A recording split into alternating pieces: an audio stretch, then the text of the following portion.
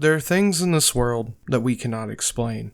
Yet we as humans attempt to find meaning in said seemingly impossible events and phenomena. Today, I present you with a compilation series archiving and discussing some of my favorite conspiracies, urban legends, and generally unexplained or unsolved things that make their way across the corners of the internet. Whether I personally believe in what I'll discuss does not matter. The only thing that does matter is that we all have fun examining some weird happenings in real life and online. If you have any new or more information regarding any of the topics I will be talking about in this video or in a future installment of this series, please do not hesitate to contact me in the comments or social links below.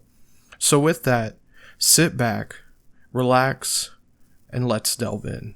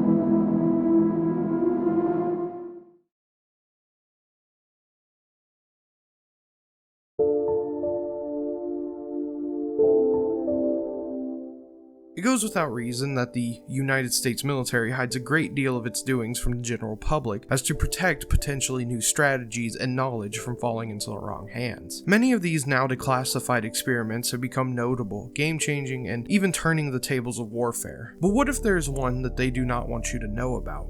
The Philadelphia experiment is one of those experiments. This is an alleged military experiment supposedly conducted by the US Navy at the Philadelphia Naval Shipyard sometime during the October of 1943.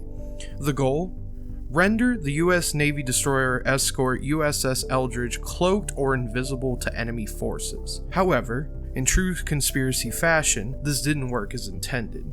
According to legend, the ship had apparently successfully rendered invisible, only to then teleport to New York, then supposedly another dimension, where it encountered some form of otherworldly beings, commonly said to be aliens, only to then teleport through time and result in the death of several of the ship's sailors, some of which had horrifically been fused to the hull of the ship, with an apparent cover-up to be ensued. The story had first appeared in 1955 when letters of an unknown origin had been written by one Carl Meredith Allen under the alias Carlos Miguel Allende, and sent to American writer and astrologist Morris K. Jessup. Allende had alleged that he had witnessed the experiment go down, but Jessup had dismissed him as crazy. Later, in 1957, Jessup had been contacted by the Office of Naval Research located in Washington, D.C. They had received a parcel containing a copy of Jessup's book, The Case for the UFO,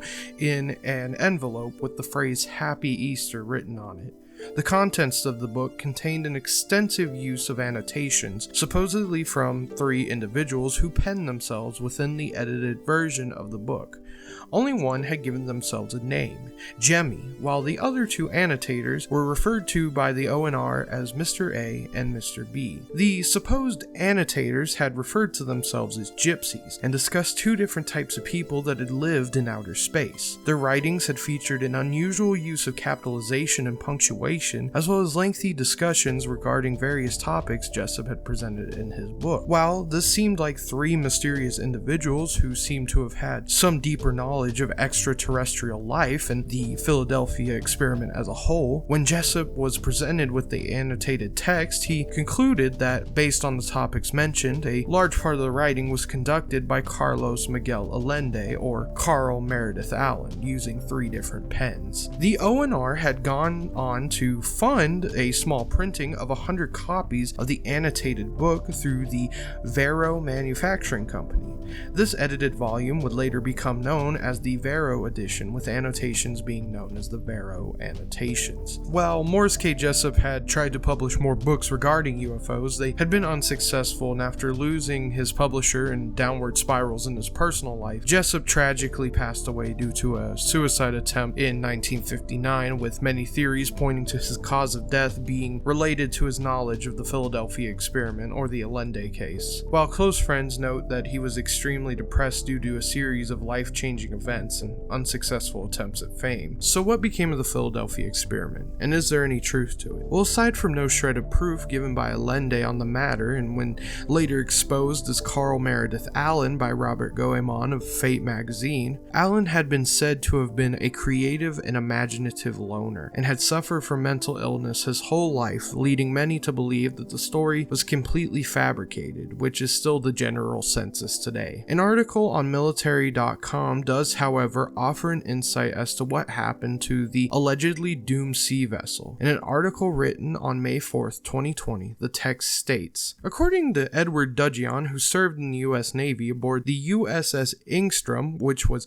dry docked in the Philadelphia Naval Yard while the Eldridge was, both ships did have classified devices on board. They were neither invisibility cloaks nor teleportation devices designed by aliens, but instead they scrambled the magnetic signatures of ships using the degaussing technique, which provided protection from magnetic torpedoes aboard U-boats. Eyewitnesses claimed that a green glow had been seen around the ship after the teleportation event. How Stuff Works claims that this could have been a St. Elmo's fire, which is an electric weather phenomenon in which plasma is created in a strong electric field giving off a bright glow. Truth is that none of this really happened. The experiment does not conform to any known physical laws, and in 1951, the USS Eldridge was met with a rather unceremonious end as it was transferred to Greece, decommissioned, and later scrapped after 50 years of service.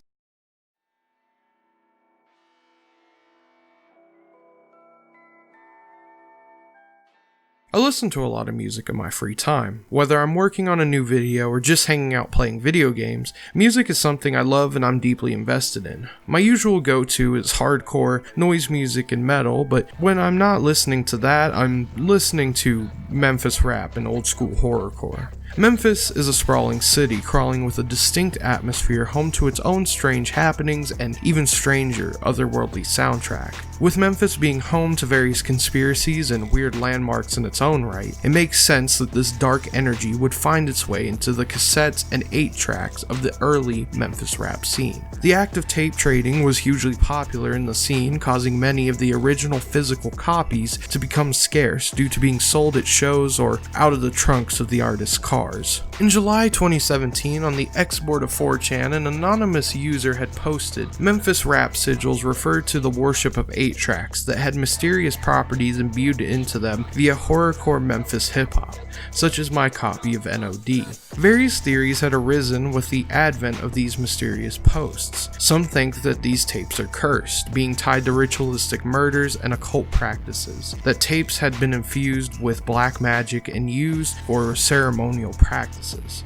Even one theory claims that. The wildest theory postulates that these sigils are coded messages signaling the location of the Nephilim, the gigantic demigods from ancient pre-Christian past that the US military is hiding in underground bases deep within the Appalachian Mountains. This all ties to flat earthism. Somehow, everything ties to flat earthism. If you ask flat earthers, as well as the popular ancient aliens theory, which speculates that the Nephilim aren't fallen angels, but aliens who bred with Neanderthals to create modern humans. Just how many of these cursed sigils vary. Some speculate that all of them contain these vague, mysterious properties, while others claim that there are 8 of these specific cursed tapes, with only 7 being pinpointed and found, and the 8th still being lost to this day. These tapes are Going Undercover by Lil Ramsey, World of a Psycho by Maniac, Living in a Casket by Halls of Horror, Return of a Psycho by Psycho, The Single by Children of the Corn, 9 Tinny 5 by Mr. Tinnymane, and Self-Titled by NOD. Whether or not the Memphis Rap Sigils actually exist is up for debate. However, regardless, there is definitely a gold mine of great, atmospheric, dark, and obscure music to listen to.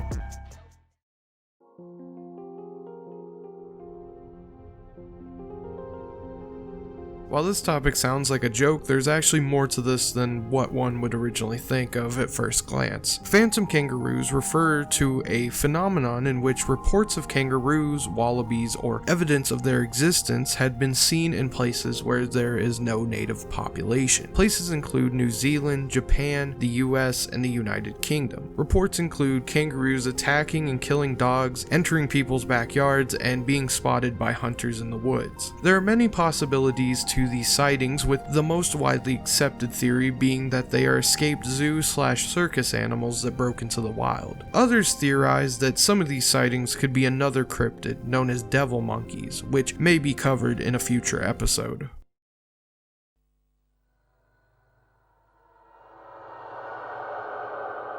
Stick Indians are a legend that vary from tribe to tribe. They can be described as Bigfoot-like creatures by the Salish, or small forest dwarf-like figures from the Cayuse and Yakima. These figures are rarely seen and have been reported to be nocturnal, and they are said to make sounds similar to birds or other animals. They appear to not have any permanent settlement, hunt and fish to feed themselves, and are cloaked in deer pelts and other things that come from the woods. These entities get their name due to them living within the forest and the traits that they share with the animals rather than any particular tribe. The figures are said to be normally docile and will sometimes play pranks on villages and local tribes. However, legend says that Stick Indians can be particularly hostile at points. They are believed to have the power of mental persuasion and can disorient travelers by inducing anxiety, confusion, and dread. In some extreme cases, it is said that they eat people who have fallen prey, kidnap children, and molest women.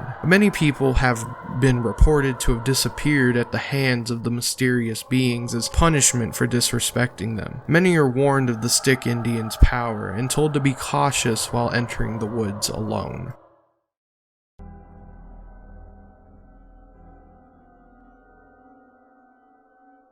What's a Conspiracies episode without a city that may not exist? According to legend, an Alaskan prospector by the name of Dick Willoughby had snapped a photo in the summer of 1888 while looking over the Muir Glacier in Alaska. The photo is strange, giving off this ethereal, otherworldly aura to it, a blurry image of a ghostly city emerging from a thick mist. This was the Silent City. At first, Willoughby thought that it had been a reflection of an actual city many miles away in Russia. However, this would prove impossible and caused some controversy in 1889 as photographic experts got a hold of it who were skeptical of the reflection theory. Nonetheless, Willoughby had sold it to San Francisco paper outlets as well as to thousands of others, and even hosted guided tours so that others could see this mirage. Eventually, the San Francisco Chronicle had solved this mystery as a Wells Fargo employee had recognized this photo as that of a skyline of Bristol, England. According to a report, Willoughby had purchased this photo from a stranded English photographer and had passed it off as his own as the Silent City Mirage. Even after this was exposed as a hoax, it is speculated that Willoughby had sold the original photo negative to a San Francisco photographer for $500. Willoughby had died 2 years later.